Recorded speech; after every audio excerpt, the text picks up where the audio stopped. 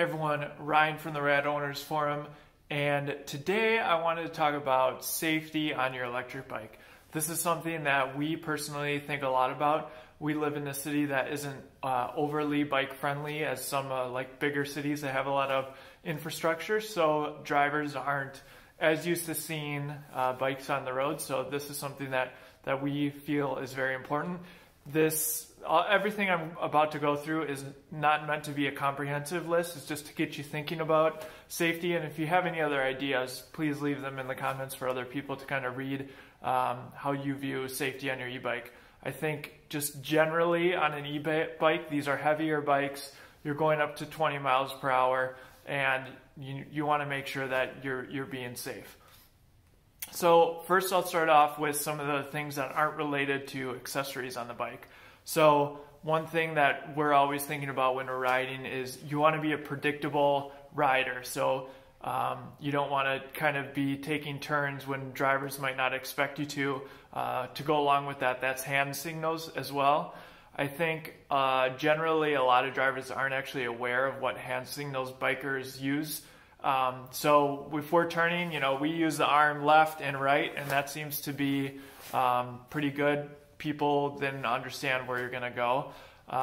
If you do need to ride on a sidewalk, we typically slow down a lot and make sure we're looking both ways. People aren't necessarily, when they're driving, expecting for a bike to be moving at a high rate of speed on the sidewalks. Of course, whenever possible, we try to ride on the road so drivers are more aware and can see you, and those sort of things. And I think we're always under, like, this is kind of a poor statement to make, but we're always on the mindset that drivers are there to hit you. Like, that we operate on the mindset, like, never assume what a driver sees you. Always make eye contact. Just if you kind of pretend that they're out to hit you, then you generally are more conservative and looking around and being more aware of your surroundings. So that's just how kind of we view things. And I think the eye contact thing is really huge, because even if someone looks at you, you want to wait for them to actually like wave you if you want to go. Like, there'll be times when I come up to a sidewalk and I look at a driver and I think they're looking at me, I will just stop and wait for them to tell me what to do. They're at a stop sign or something, like if I'm on the sidewalk, I'll wait for them to tell me what to do, because I don't want to assume that they think that I'm going to wait for them, and then I think that they're going to go, or that I'm going to go, and then all of a sudden they pull out in front of me. So those are just some ideas. I think the other thing, a lot of people talk about riding with music. This is something that we really never do, especially with headphones. I think, you just lose way too much of being able to hear your surroundings.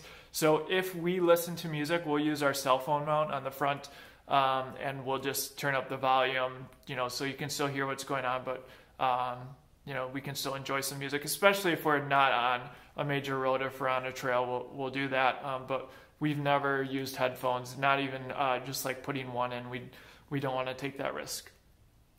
So I'm going to move on to some of the accessories. Okay, so the first couple of things that I want to talk about is actually what you wear.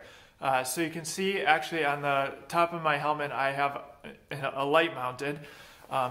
And one of the reasons I like this is, of course, the lights on the Rad Power bikes are actually quite powerful, and I'm quite pleased with them. It's also nice to have another light on your helmet, because that will follow wherever you're looking, right? So, the light on the bike is going to be pointing wherever you're riding.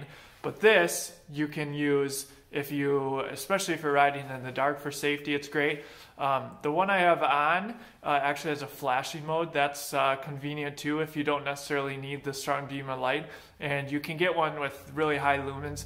I wouldn't necessarily recommend the one I'm currently using. It's by Teltronics, and it has this capacitive touch, and it doesn't always work. So although the light is bright, it just is not consistently working. And then the other thing that we almost always wear at nighttime is a vest. And you can see that it's a reflective vest, like construction workers would wear. Of course, you could buy custom jackets that have kind of reflective, but one of the reasons we like this is, one, it's easily packable, and two, you can layer with it really easily. So, you can see I have my winter coat on. This thing is very large. I could throw a backpack on and still wear this over it. So that's kind of handy. You can basically wear whatever's comfortable for the weather, and then wear a safety vest over it. Or you could also, if you're wearing a backpack, you could put reflective strips on your bag, things like that. So now I want to talk a little bit about some of the components on the bike. So if you're familiar with any of my videos, you'll know that we have a bike mirror, and this is one of the most important things that I think everyone should have on their e-bike. This is one of the most common questions I receive. I also have a list of accessories on the page that I commonly share with others. And this by far is the most popular ordered item on that. It's the mirror cycle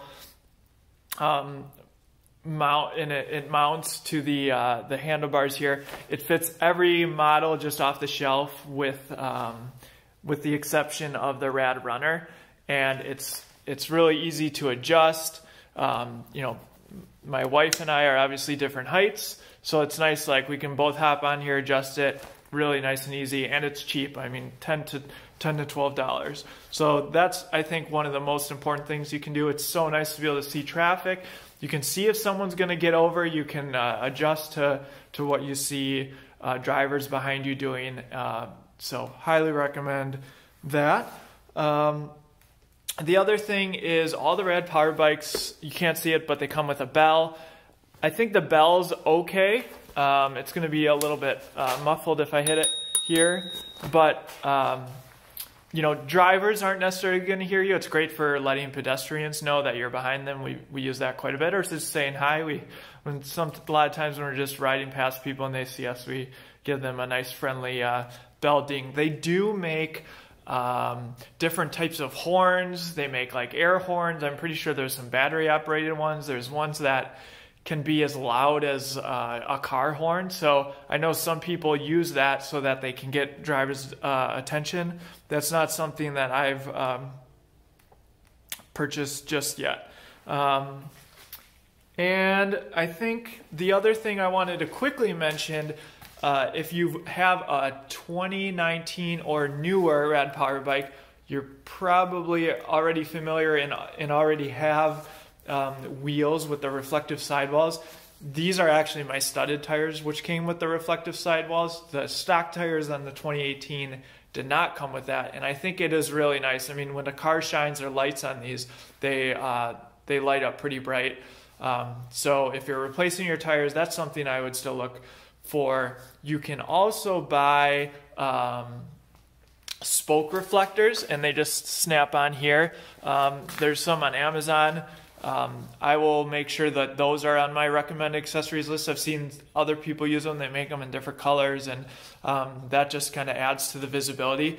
And also, I've seen a lot of people use like 3M reflective tape. You can imagine if I put some tape back here, as long as it's not covered up by the rear passenger or anything, drivers would be able to see me better. Likewise, like down here on the back and stuff. So that's something I will probably consider doing in the future. I like to kind of get fun with different kind of lights. We actually don't have our additional battery powered lights on here, and I have a surprise in my next video. I'm going to be reviewing some really cool lights that a company sent me.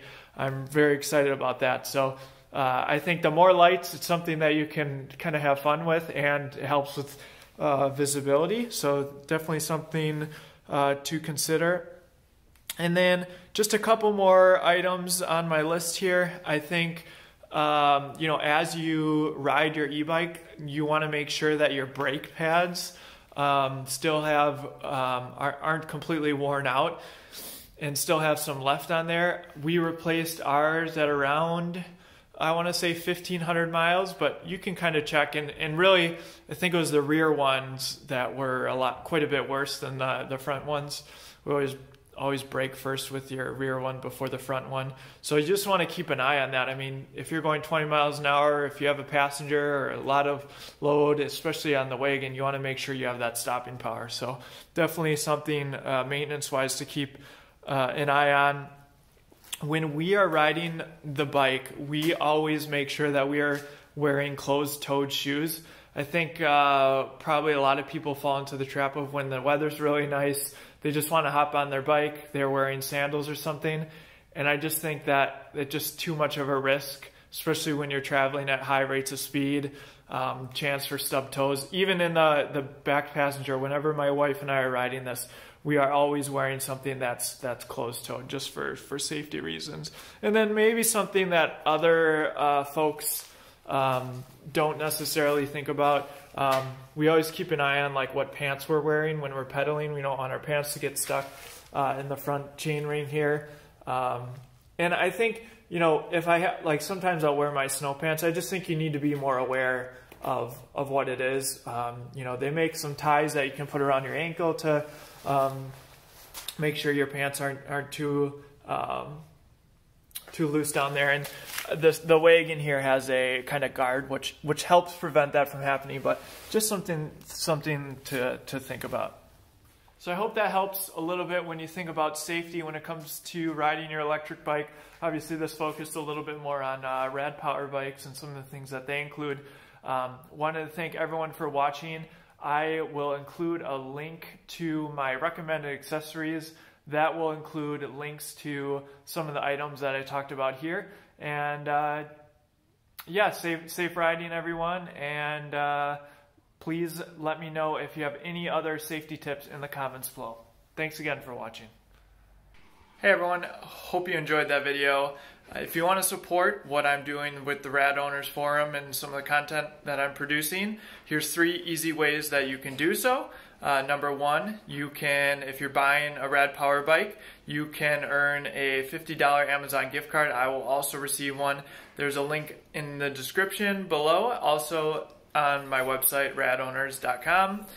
Number 2, you can view our recommended accessories pages. This is a bunch of accessories for all the models of Rad Power bikes. Recommended accessories from the community that I've compiled over the last year or so. So you can check that out, also link below.